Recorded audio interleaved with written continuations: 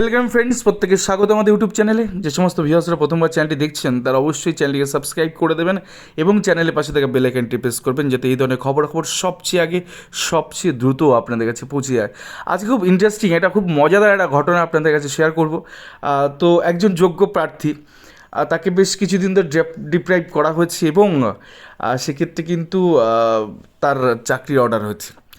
কী হচ্ছে, কী ঘটনাটা, পুরো ঘটনাটা আমরা জানবো। তার আগে একটু আপাতত ট্যাগলাইন যেগুলো আছে এটা দেখে নিই। নো SMS নো কল, লুকোচুরির গেঁড়া কল। অর্থাৎ এই যে প্রাথমিক শিক্ষা পর্ষদ, তারা না কোনো লিস্ট পাবলিশ করে, তারা না কিছু করে, আর তার নোটিফিকেশান দিন না জানায়।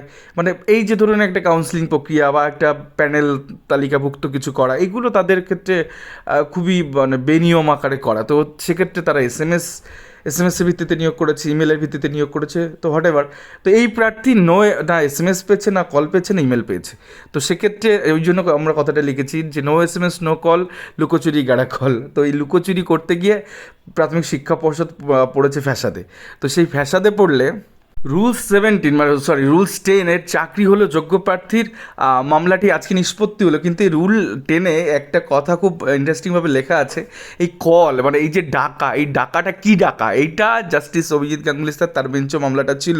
তো সেক্ষেত্রে তিনি একটি অর্ডার পাস করেছিলেন, তো সেই অর্ডারের বেসিসে তার চাকরিটা হয় আর কি। তো সেক্ষেত্রে এই মামলা নিষ্পত্তি ঘটলো আজকে রাজশাহী মান্তাসারে কোর্টে, এবং মামলাটি পুরোপুরিভাবে ডিসপোজ অফ হয়ে গেল। তো আমরা গোটা বিষয় নিয়ে আজকে আলোচনা করবো এবং দেখবেন লেখাগুলো কীভাবে লেখা হয়েছিল। এবং এই কল, CALL কল, এই কল মানে কি কল, গেড়া কল না অন্য কোনো কল, সেটা আমরা দেখবো। তো চলুন শুরু করা যায়। The grievances of the petitioner is that she was not call in counselling. অর্থাৎ পিটিশনার যিনি আছেন একজনই, তাকে তিনি দাবি করছেন যে তাকে কাউন্সিলিংয়ের জন্য ডাকা হয়নি, কল্ড।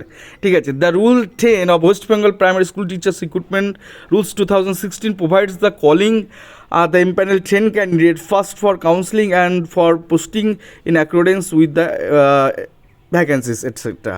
তো মোদ্দা কথা, এই যে রুল 10 রয়েছে ওয়েস্ট বেঙ্গল প্রাইমারি রিক্রুটমেন্ট 2016-এর, অ্যাকচুয়ালি এই রিক্রুটমেন্টটা হচ্ছে 2021 সালের রিক্রুটমেন্ট, অর্থাৎ 2020 সালের নোটিফিকেশান ডিসেম্বর মাসে, দেন তারপরে 16,500-তে 21 সালে যে নিয়োগটা হচ্ছে তার একটি অংশ।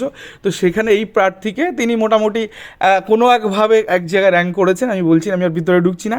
তো সেক্ষেত্রে সেই পিটিশনারকে কোনোভাবে কাউন্সিলিংয়ে ডাকা হয়নি। এবার মজাটা কোথায়, মজাটা আসবো যেখানে অ্যাকচুয়ালি আমরা তো এমন খবর করি যে খবরটা অ্যাকচুয়ালি খবরই নয়, কিন্তু আবার আমরা এই খবরে হাইলাইটে নিয়েছি। তো এখানে কি ভাষা প্রয়োগ করেছেন, মানে হয় না ছোট ছোট ব্যাপার, সেই ছোট ব্যাপারগুলোকে আমরা তুলে ধরার চেষ্টা করছি। দেখুন কী লিখেছে, rule 10 also does not say that the intimation should be or only be by SMS via call phone or by publishing a notice in the official website of the board. অর্থাৎ এই রুল 10 অলসো মানে এটা rule 10 শুধুমাত্র এটা বোঝাচ্ছে না, intimation দিচ্ছে না যে এটা শুধুমাত্র SMS-এর ভিত্তিতে হবে বা কল ফোনের মানে ফোন কলের দ্বারা হবে বা পাবলিশিংয়ে notice of official website of the board, এই ক্ষেত্রে হবে। তো এরকমভাবে রুল 10 এটাকে অ্যাকচুয়ালি কোনটা আইডেন্টিফাই করেছে এখানে আইডেন্টিফাই করা সম্ভব হচ্ছে না।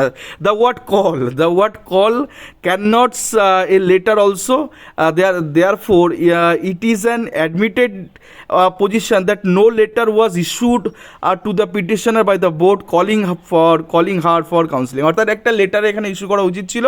তো এই call can not say letter also, মানে এটা শুধুমাত্র একটা শব্দ নয়, সেক্ষেত্রে তাকে অন্তত একটা চিঠি দিয়ে ডাকা যেত, সেক্ষেত্রে কিন্তু চিঠি দিয়ে ডাকা হয়নি এই পিটিশনারকে।